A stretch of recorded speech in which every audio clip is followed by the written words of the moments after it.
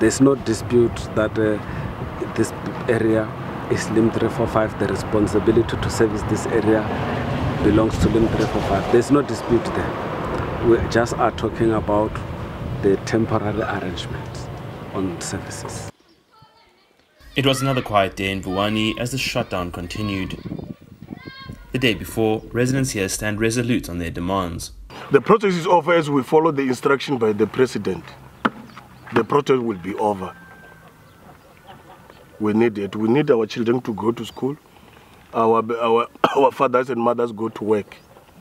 We don't need those who come here around the street because they will vandalize. We don't need this kind of situation. We need these things go to back normally.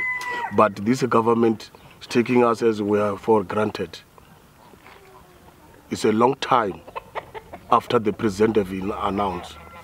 But government has yet to deliver any municipal services to Vuwani. They indicated that the provincial government under Coxstar, they should provide support to all the wards in LIM 345 so that it's be able to discharge their duties. Because of that particular resolution, I think it's paragraph 2, subsection C. According to that, the ESCO resolved that we are going to evoke a certain section, which is section 87, which was empowering the MEC to say, LIM 345 in Vuwani, you won't be rendering services, we are shifting these powers away from you to these sector departments so that we try by all means to stabilize the area. That has been our understanding, that's been our position with the government, and same, that's been what the government promised to do to us. We are just surprised now when there are these latest developments which they are not doing anything to assist the situation, but rather to continue to provoke, and they have dire implications because ours is that this area should be restored back to normality. The Limpopo government spokesperson, Puti Saloba, says that LIM 345 are legally bound in providing services to Vuwani, but that there were processes that needed to be observed before anything was implemented. Now look, after the president's announcement, there have been processes. You guys were not following.